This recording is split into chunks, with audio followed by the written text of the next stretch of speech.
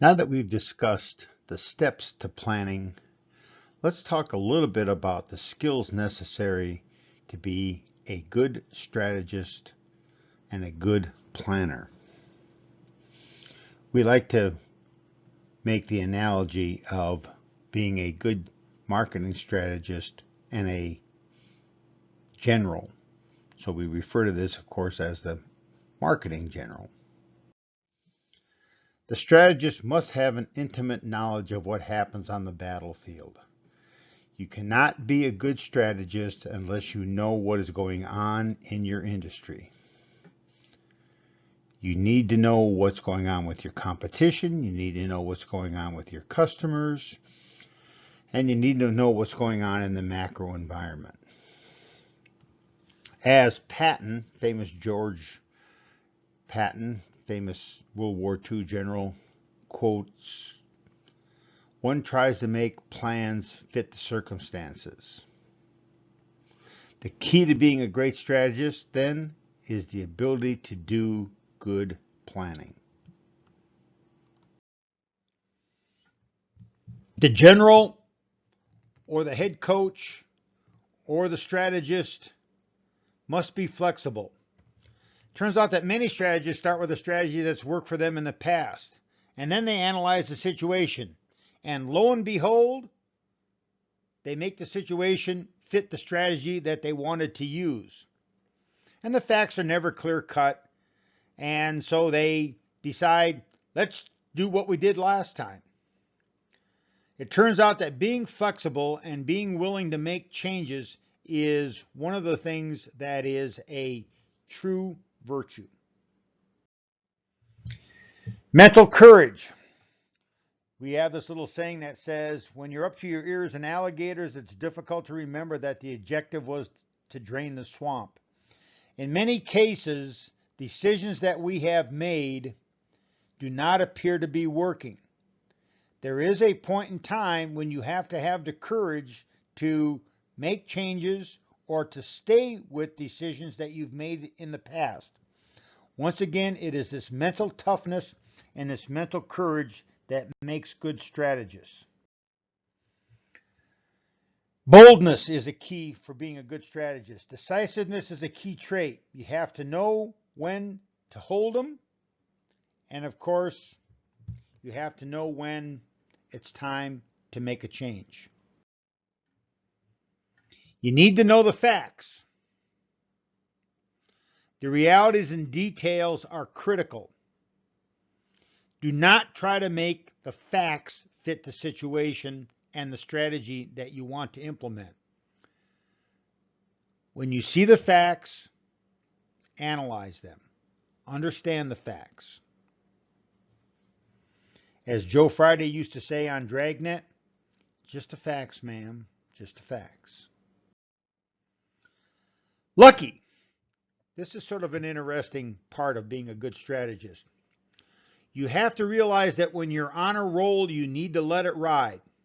And of course, you also need to know when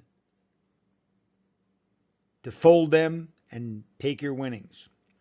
You need to understand the idea of being lucky. Communication skills. As we like to say, motivation will not win the battle, but low morale can certainly defeat any strategy.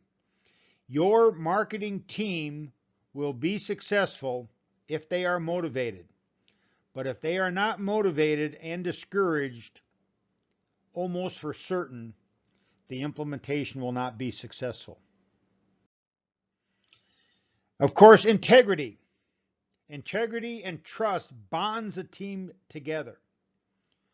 One of the ways that you build a winning team is to make sure that everyone knows that we are working together, we're all on the same team, and we have each other's backs.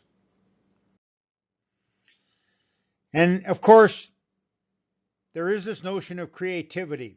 That is the ability to see new solutions for old problems. As Einstein used to say, insanity is doing the same thing over and over again and expecting different results. An example, Lou Holtz's accomplishments at William and Mary, North Carolina State, Arkansas, Minnesota, Notre Dame are very impressive. In each of those stops as him as a head coach. Now, Lou Holtz is a very famous football coach who is now retired and is mostly known for his successes at Arkansas and Notre Dame. But it turns out that one of his biggest successes was at Minnesota.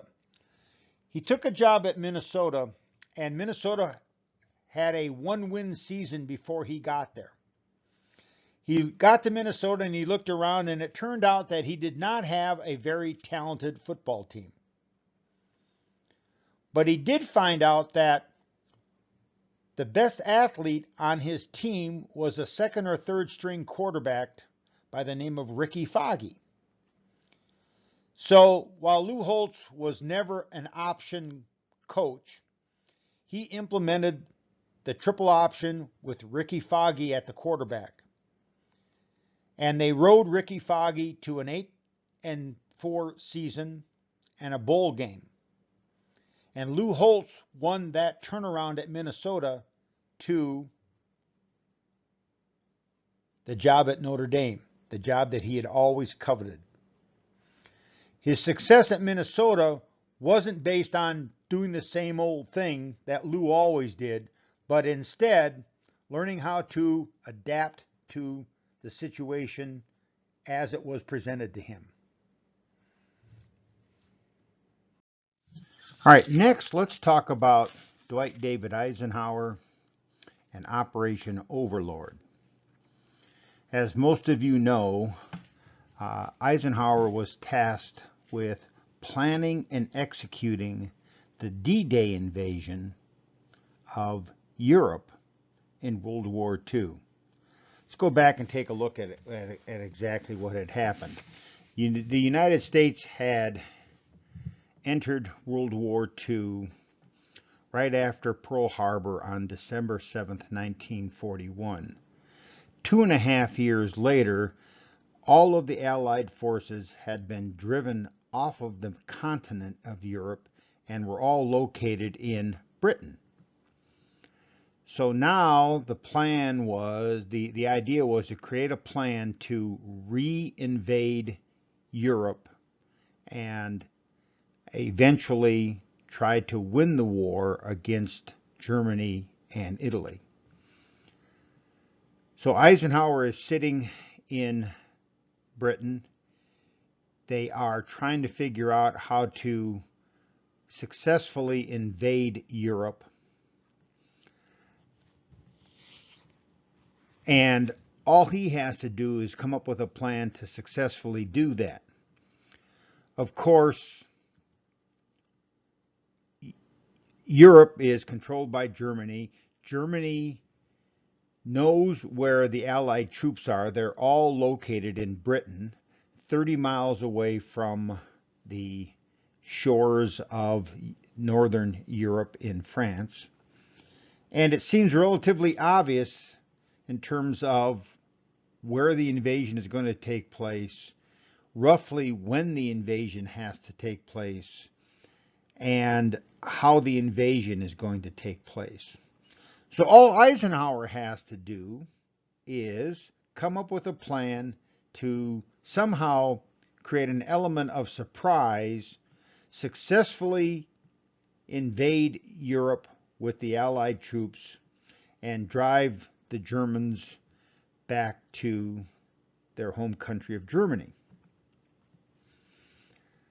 This is undoubtedly one of the most difficult and monumental planning activities that ever took place. The Germans know what the Allied forces are going to do. The Allied forces know what they are going to do. And everyone is sure as to how this is going to take place. Yet Eisenhower, and of course remember that we had a famous Eisenhower quote, and the Eisenhower quote was, "Plans are nothing, planning is everything."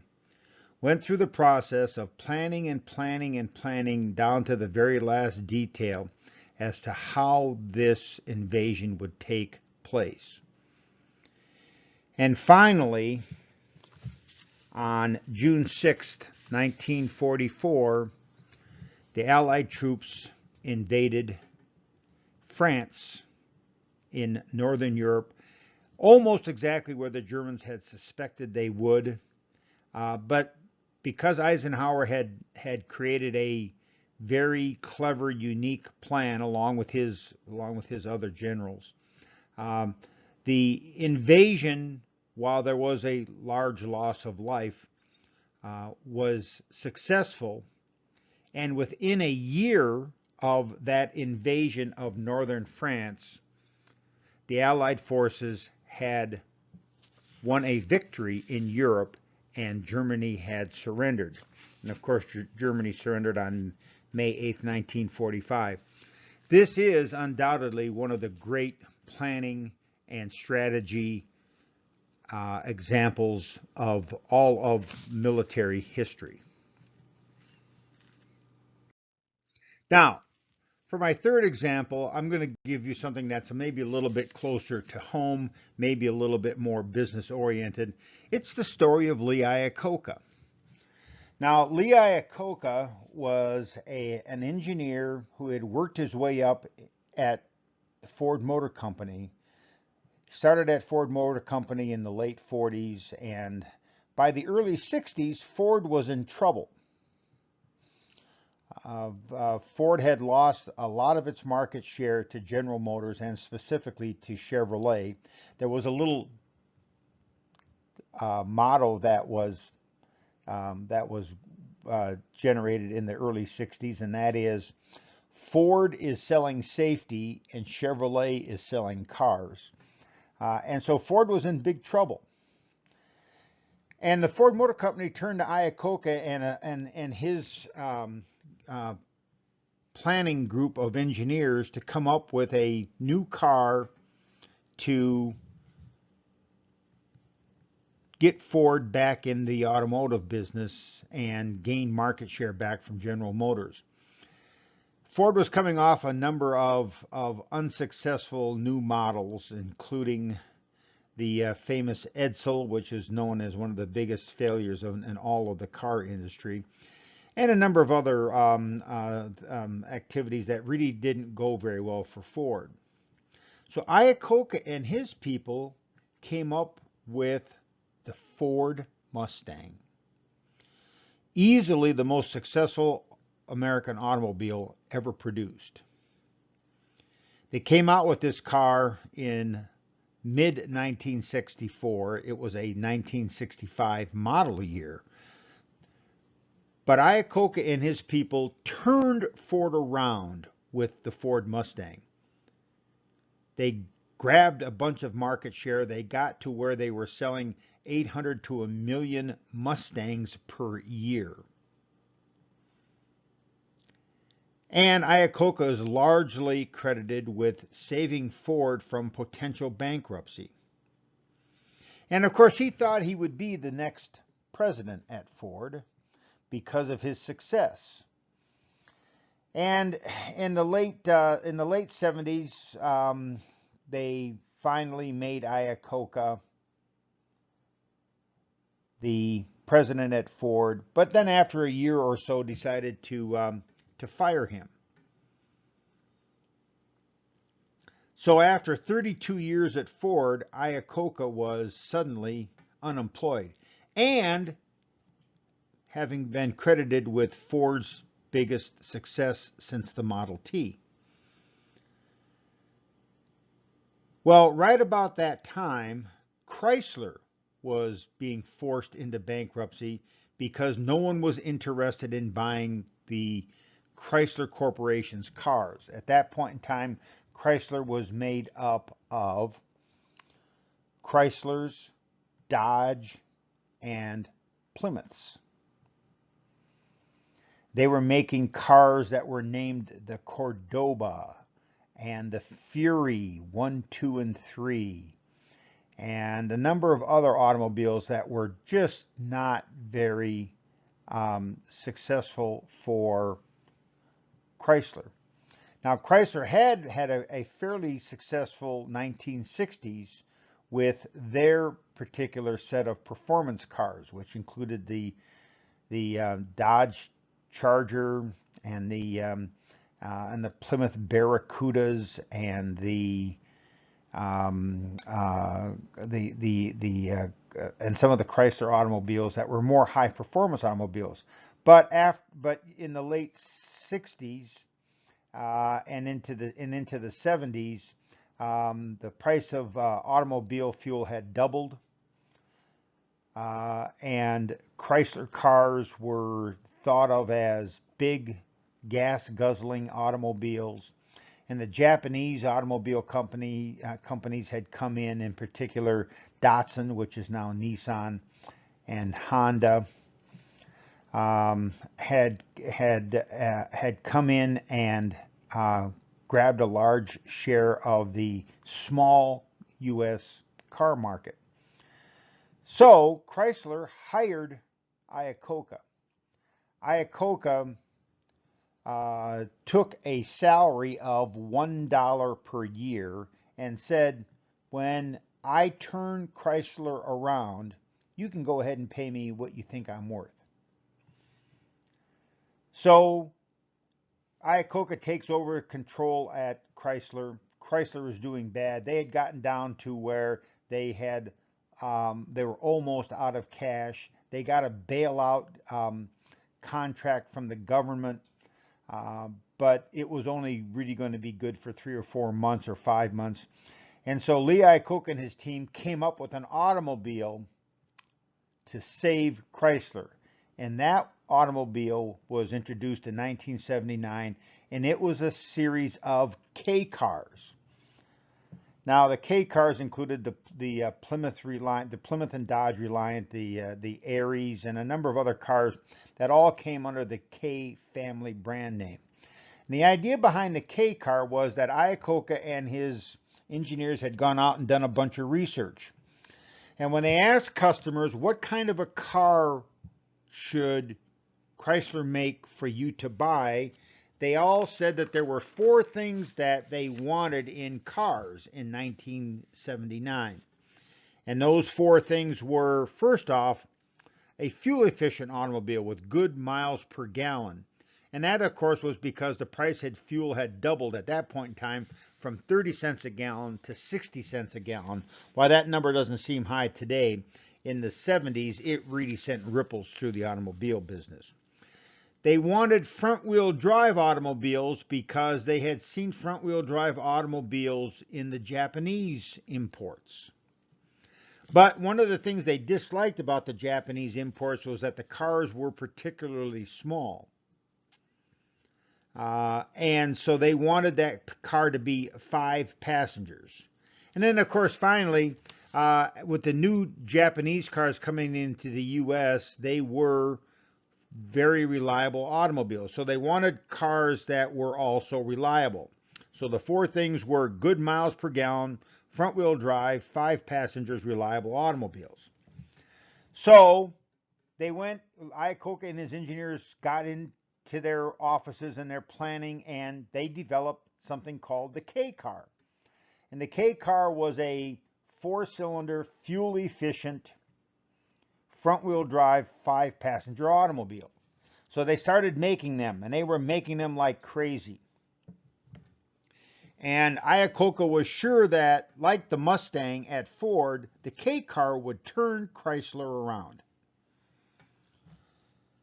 Well, after a few months, Lee Iacocca came to work one day, and he rolled up the window, the blinds of the windows in his office, and he looked out into the plant area, and all you could see were K cars.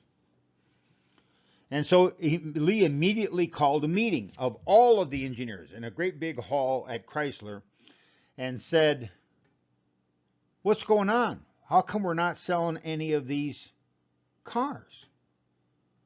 And they said, "Well, Lee,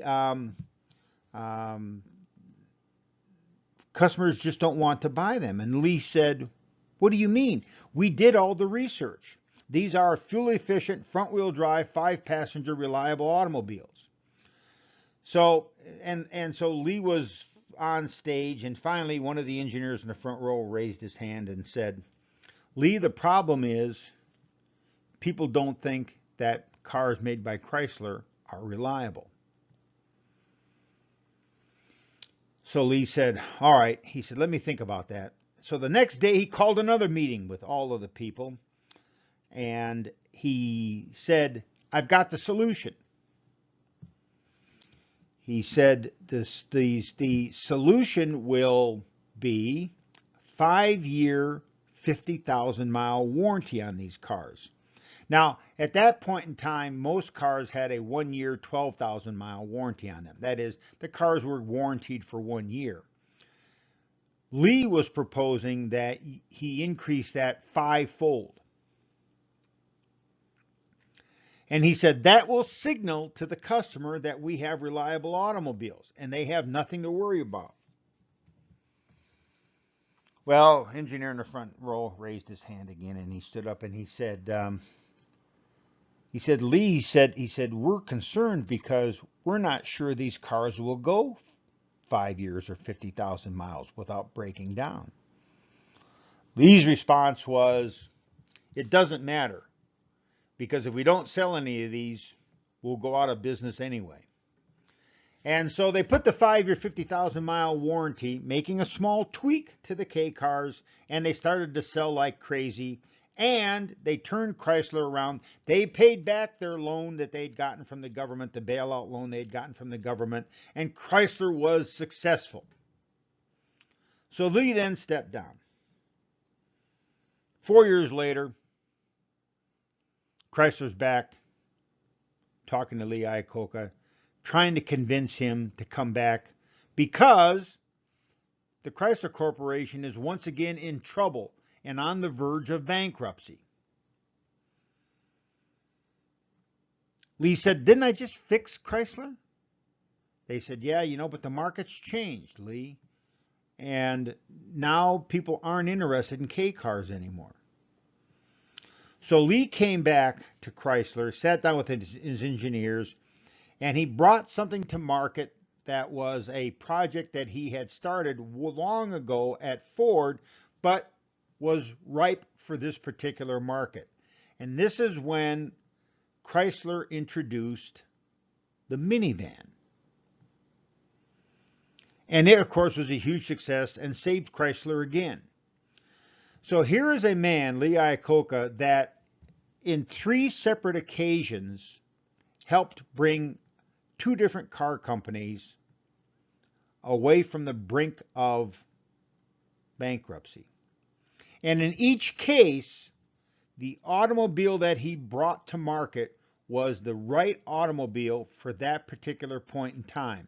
So when he came to Chrysler, he didn't try to recreate the Mustang at Chrysler. He, at Chrysler, developed an automobile that was right for the particular time at Chrysler. And in 1984, when they introduced the minivan, it was once again the right vehicle for the right time. So this demonstrates Lee Iacocca's ability to evaluate the situation and come up with the best possible solution for the given situation. And of course, this is one of the reasons that Lee Iacocca is always considered to be one of the great automobile strategists and one of the great automobile minds. Great strategists are those that can adapt to the situation at hand. The worst competitive strategists and the worst marketing strategy people are those with no creativity. They only have one option: imitate someone else. They're easy to identify. They use terms like benchmarking, proven strategies, best practices, modeling, emulating. They're always modeling someone else's strategy, no matter how inappropriate given the situation. If that sounds familiar, then you're in an organization without great strategists.